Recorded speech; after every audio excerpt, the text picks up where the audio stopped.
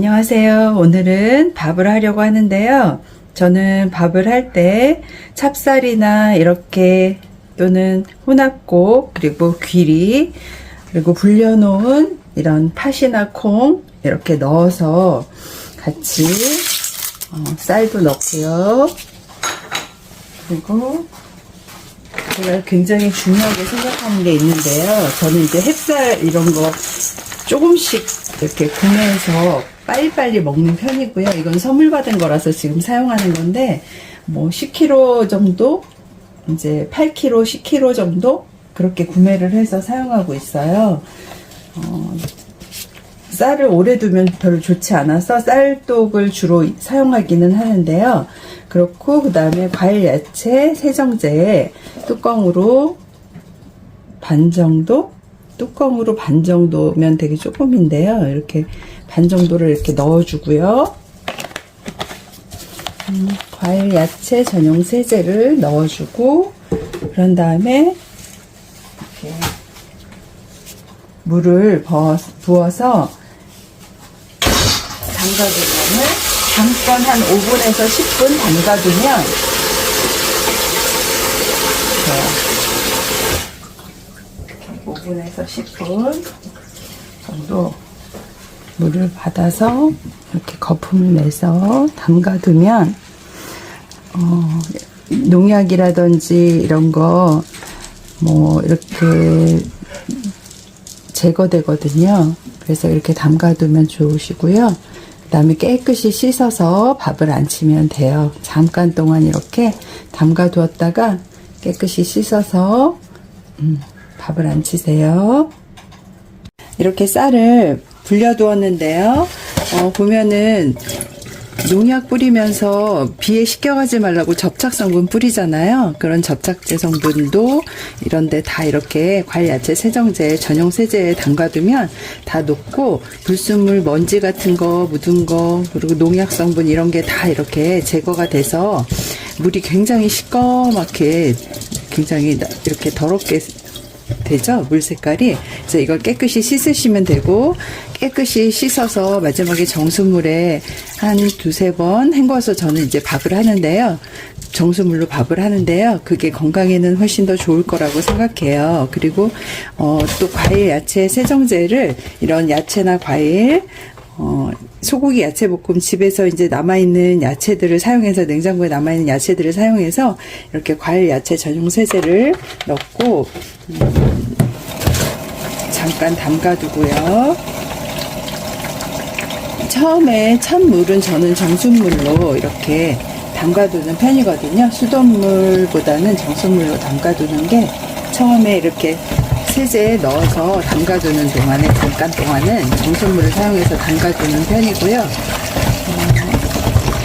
담가두고 야채나 과일에도 농약이나 이런 성분들이 다 있으니까 잠깐 동안 담가둬서 5분 정도? 5분에서 10분 사이 잠깐 담가뒀다가 깨끗이 세척해서 음식하실 때 사용하시는 게 건강에 훨씬 더 도움이 되실 거라고 생각해요. 그리고 다음 이제 소고기 야채볶음을 하려고 하는데 집에 있는 그 냉장고에 있는 야채들을 다 꺼내서 이렇게 담가서 깨끗이 씻은 다음에 사용할 거예요. 이렇게 쌀을 깨끗이 채망에 이렇게 걸러서 정수물로 여러 번 씻었는데요. 이렇게 깨끗해졌어요. 쌀 이렇게 농약이랑 불순물들이 이렇게 제거되면 이렇게 물이 뿌옇게 나오거든요. 그리고 이렇게 깨끗하게 이제 씻은 다음에 마지막에 정수물로 두세 번 정도 저는 이제 더 헹군 다음에 정수물로 밥을 하는데 이렇게 저어서 제가 이렇게 쌀을 씻는 이유는 이렇게 저어서 1시간 동안 쌀을 씻어도 잔류 농약이 남아있다는 어떤 신문 칼럼을 읽게 돼서 그 이후부터는 저는 쌀을 이렇게 깨끗하게 씻어서 먹는 편인데요. 이렇게 해서 망에 이렇게 걸으면 물이 쉽게 빠지고 깨끗하게 물기 이렇게 빼준 다음에 마지막에 정수물로 물 받아서 밥을 해주시면 되고요. 건강을 위해서 조금 더 번거롭긴 하지만 이렇게 쌀을 씻어서 밥을 하는 게 훨씬 더 건강을 위해서 좋지 않을까 생각해 봅니다.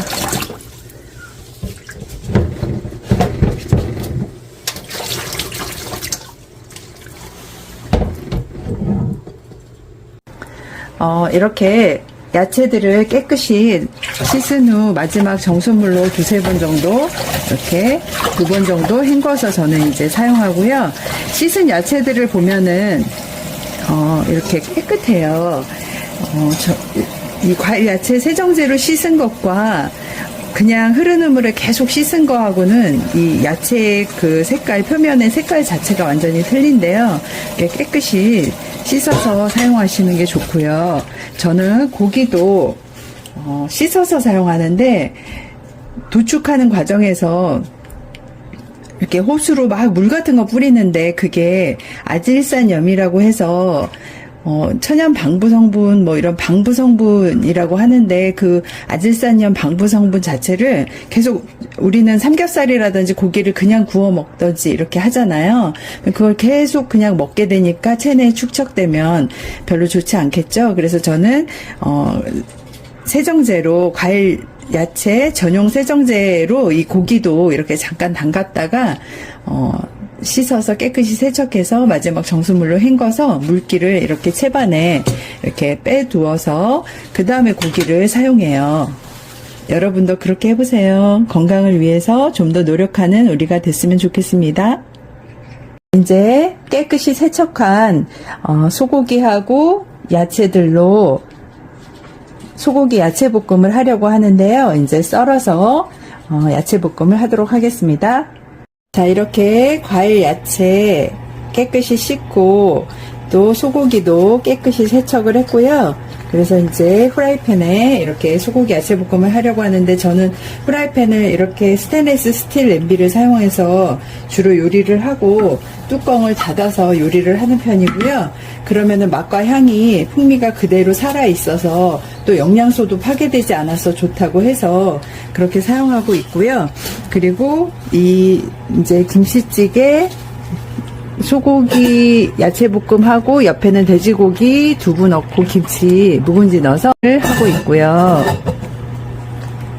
그리고 이쪽에 소고기 야채볶음 하려고 준비하고 있는데 소고기 깨끗이 이렇게 세척한 거 씻어서 체에 걸러서 이렇게 두었고요.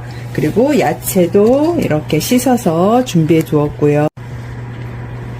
마늘 이렇게 빻아서 냉장고에 넣어두었다가 저는 사용하는데 이렇게 빻아서 냉장고에 보관하시고 그때그때 사용하실 때마다 조금씩 이렇게 나눠서 이렇게 분리를 해 놓으면 되니까 칼등으로 이렇게 칼집을 이렇게 내서 두면은 사용하기 좋거든요. 편하거든요. 그래서 사용하시면 됩니다.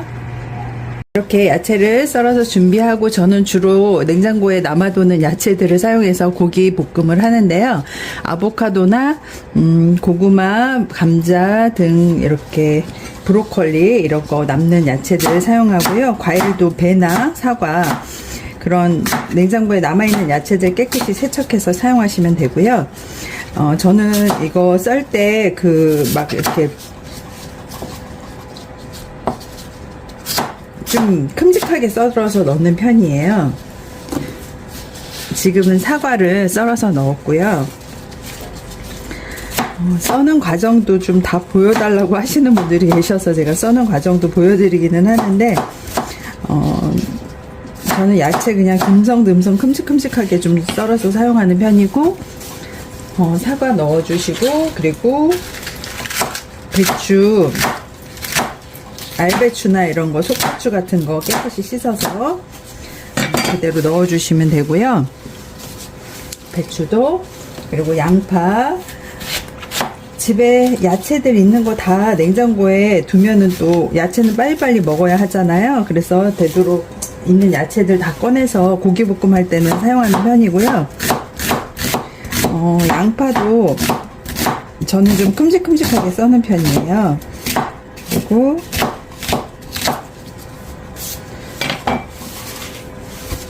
양파 배추, 그리고 고기는 깨끗이 세척해서 채망에 걸러뒀었으니까 그거를 이제 썰면서, 저는 좀 약간 그 기름진 부위들은 좀 떼내고 안 넣는 편이거든요. 이런 기름진 부위들 약간씩 들어가는 건 괜찮은데 저는 좀 별로 선호하지 않는 편이라서, 그래도 맛을 위해서는 조금씩 들어가 주는 게 더 좋다고는 하는데, 저는 이런 기름진 부위들은 좀 떼고 먹는 편이에요. 그래서 이렇게 썰어 주시고요. 저희 수강생님들하고 같이 먹으려고 지금 밥도 고화력 잡곡밥 압력밥솥에 했고요. 그리고 이렇게 야채 볶음 썰어서 넣어주시고, 여러분들 댁에서 이런 거 다 떼고 드시나요? 저는 다 떼고 먹는 편이거든요. 그리고 소고기 썰어서 넣어주시고, 그리고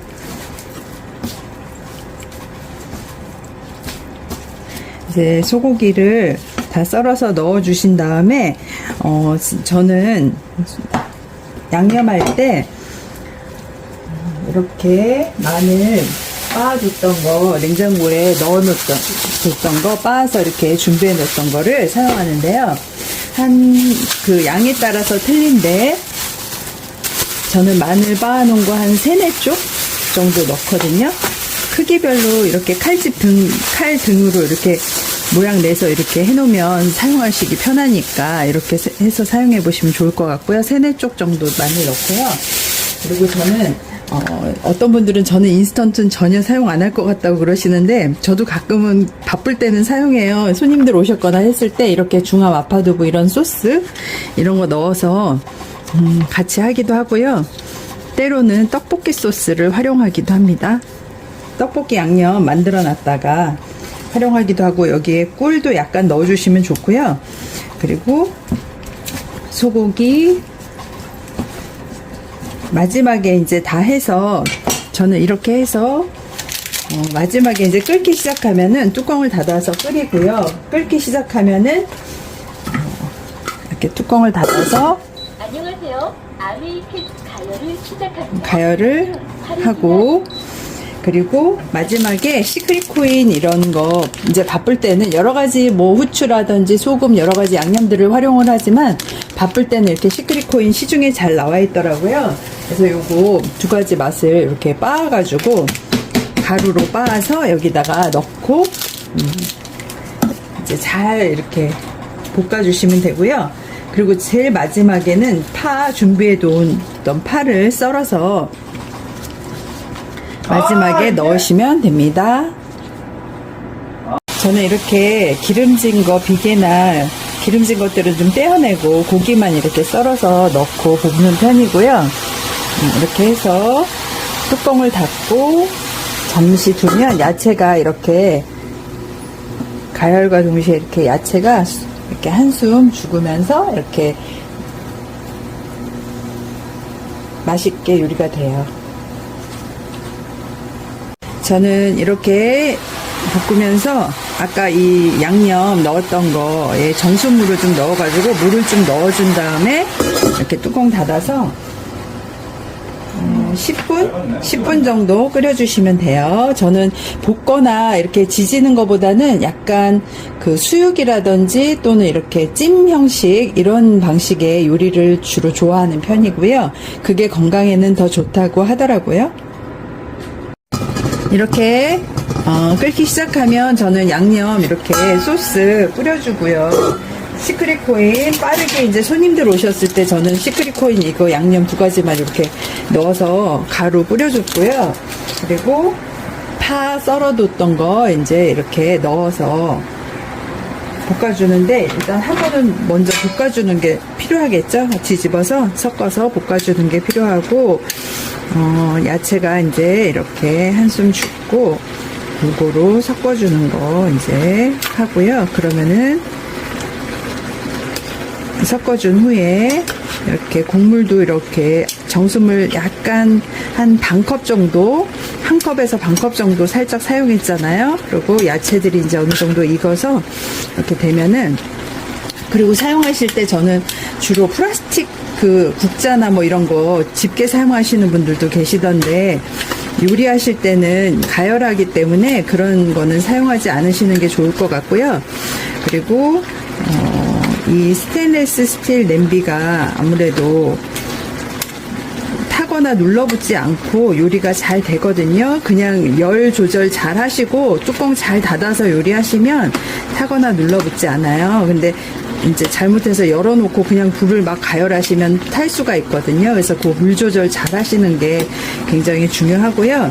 이렇게 섞으신 다음에 파를 썰어뒀던 거 이렇게 넣어서 한 번 더 뚜껑 닫아서 맛과 향이 날아가지 않도록 뚜껑 닫아서 주시면 돼요. 그래서 한 10분 정도 더 가열해서 한 번 더 뒤집어 주시고 드시면 될 것 같아요.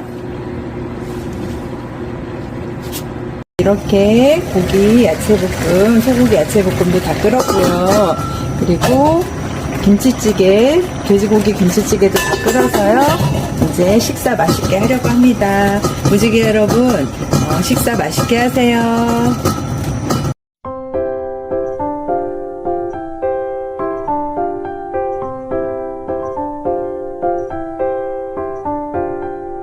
취향에 따라서 저는 소금을 좀 잘 사용 안 하는 편이긴 한데 이렇게 송화소금 저는 사용하고 있어요. 그래서 소금을 좀 약간 짜게 드시는 분들은 소금을 좀 넣어주시면 되고요. 저는 약간만 넣을게요. 그리고 꿀 같은 거 집에 드시는 꿀 있으면 꿀 넣어주시면 돼요.